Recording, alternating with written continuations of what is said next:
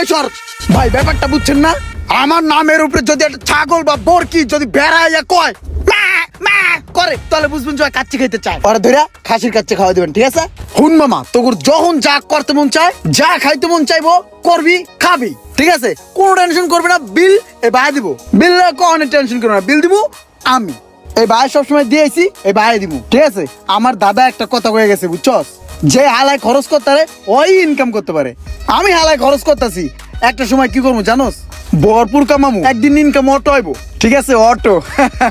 কাচ্চি ডাইনের খাবারটা আসলে অনেক মজা রে। ভাই আমাদের বিল কত আসছে? এই স্যারের বিল কত হয়েছে? 950। 950 টাকা স্যার।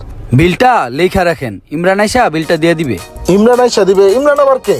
ইমরান, যে ইমরান সবসময় কাচ্চি ডাইনে বন্ধু বান্ধব নিয়ে আইসা খায়, এই ইমরানটা আপনি চিনেন না?